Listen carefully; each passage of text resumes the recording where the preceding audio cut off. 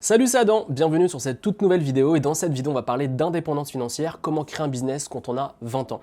Personnellement, moi je suis devenu indépendant financièrement à 25 ans, c'est-à-dire que j'avais plus besoin de travailler pour un patron, j'avais plus besoin d'être dans le métro boulot dodo et dans la rat race, j'étais sorti de ça et j'avais créé mon indépendance financière. J'étais pas multimillionnaire mais je pouvais vivre de mes activités en ligne. Aujourd'hui je vis confortablement de mes activités, je vis au Japon, et je peux travailler quand je veux et où je veux. C'est-à-dire que je suis totalement indépendant financièrement et géographiquement. Et dans cette vidéo, je voudrais te partager avec toi des stratégies qui vont te permettre d'être indépendant financièrement quand tu as 20 ans ou même plus. Tu peux appliquer ces stratégies même si tu as 40, 50, 60, 70 ans. Il n'y a pas de règle. C'est juste que j'ai pas mal de retours de personnes qui veulent lancer des business et qui ne se sentent pas légitimes de lancer un business parce qu'ils sont jeunes. Et donc, je voulais te rassurer et te partager quelques points qui vont te permettre de comprendre que finalement, le meilleur moment pour lancer un business, c'est quand tu as 20 ans. Tout d'abord, je voudrais te tirer mon chapeau. Si tu regardes cette vidéo, c'est que tu veux lancer un business, prendre en main ta vie et devenir libre. Première chose pour réussir et devenir indépendant financièrement, réussir ses projets entrepreneuriaux, eh bien, c'est de se former, d'apprendre des choses, d'apprendre des compétences. C'est ce qui va te permettre de réussir. Moi perso, si j'avais pas lu des bouquins, si je m'étais pas formé, si j'avais pas fait des séminaires, si j'avais pas rencontré des gens qui avaient réussi, eh bien je me serais jamais vraiment lancé. Parce que c'est une source d'inspiration, les bouquins, les séminaires, et également se former, ça m'a permis d'avoir des compétences, que ce soit en marketing, que ce soit dans les domaines de business que j'ai choisis. Donc je me suis formé un maximum sur plein de sujets différents pour pouvoir, au moment où je me suis lancé, avoir les meilleures compétences possibles pour réussir. Et donc si tu veux réussir, généralement, tu as envie d'aller vite, tu as envie de réussir vite. Mais la meilleure manière de réussir correctement, c'est de se former sur un sujet défini. Tu dois te former sur le sujet de ton business, tu dois te former en marketing si tu veux persuader les gens à acheter tes produits, tu dois te former continuellement. C'est la meilleure manière de réussir. Je sais que quand tu as 20 ans, voilà, tu as la flemme, tu n'as pas envie, tu as envie de réussir vite, tu as envie de toucher 2-3 boutons et avoir l'argent qui tombe du ciel. Mais ça ne marche pas comme ça. Il faut que tu te formes, il faut que tu achètes des formations, il faut que tu achètes des bouquins, il faut que tu ailles dans des séminaires, il faut que tu rencontres tu fasses du coaching avec des entrepreneurs. C'est ça qui va te permettre d'aller beaucoup plus vite, d'avoir des résultats et avoir de l'impact et avoir un changement de vie rapide surtout. C'est ça qui a fait toute la différence pour moi, c'est qu'à l'époque, j'avais pas d'argent et donc je me suis pris plein de bouquins, j'ai lu plein de livres et ça m'a motivé en fait. J'ai vu des gens réussir, je me suis servi de l'expérience des autres et je suis allé beaucoup plus vite. Et au bout d'un an, je suis devenu indépendant financièrement. C'est tout le mal que je te souhaite. En tout cas, la première stratégie, la première chose à mettre en place, c'est de se former. Deuxièmement, deviens un expert ultime de ta niche. Si tu veux réussir un business, si tu veux réussir une activité en ligne, il faut que tu deviennes expert. Si tu souhaites vendre tes compétences, tes services, il faut que les clients te voient comme un expert de ta niche. Quand j'ai lancé mon premier business sur le stress, eh bien, je ne connaissais pas grand-chose. Tout ce que je savais, c'est que j'avais réussi à vaincre mes problèmes de stress de manière naturelle, mais ensuite le proposer aux gens à travers des articles, à travers des vidéos, à travers des produits, je n'y connaissais pas grand-chose. Et j'ai dû me former. Et j'ai dû devenir un expert des méthodes naturelles pour vaincre les angoisses et le stress. Et ça a été du travail pour moi. C'est-à-dire que je créais du contenu, je me formais, je lisais des livres, je regardais des séminaires, j'étais passionné par le sujet. C'est pour ça que je dis souvent qu'on ne peut pas créer un business sans être passionné un minimum par le sujet. Parce que dès les premiers mois, si tu ne gagnes pas d'argent, tu vas vite lâcher l'affaire. Et donc si tu ne lâches pas l'affaire, si tu es certain, tu peux vivre de ton activité. Si tu vois d'autres gens vivre de ce business, tu peux réussir. À la seule condition d'être un expert ultime de ta niche. Arrête de demander la permission pour lancer ton activité en ligne ou de lancer ton business ou d'investir. Tu es totalement légitime pour lancer un business. Arrête, moi j'en suis honnête. Troisièmement, arrête de demander la permission pour lancer un business. Personne n'est en droit de te dire si tu dois lancer un business ou pas.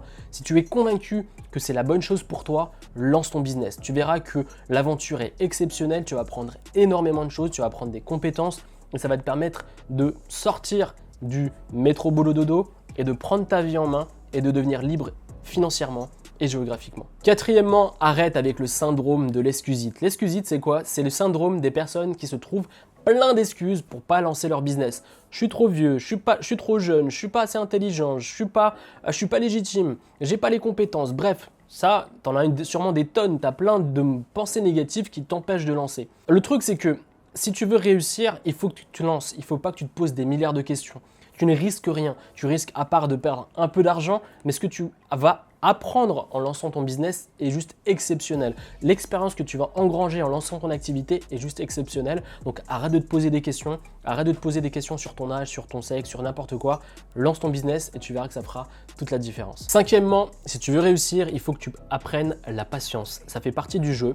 Ça fait partie du game, comme on dit, que quand tu lances un business, quand tu investis, parfois, ça va mettre 1 mois, 2 mois, 3 mois avant d'avoir ses premiers résultats, mais ça fait partie du processus de la vie d'un projet.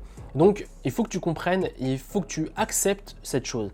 Si tu penses qu'il faut taper 2-3 touches sur un clavier et que l'argent va tomber du ciel rapidement et facilement, si on te dit ça, eh bien, fuis. Parce que personnellement, les clients que j'accompagne ou même mes projets perso, eh bien, ça a mis du temps. Ça a mis du temps parce que ça ne se passe jamais comme prévu. Ça met du temps parce que tu dois apprendre des compétences et ça met du temps pour que si tu veux faire quelque chose de bien, si tu veux avoir un business pérenne sur le long terme, il faut faire les choses correctement.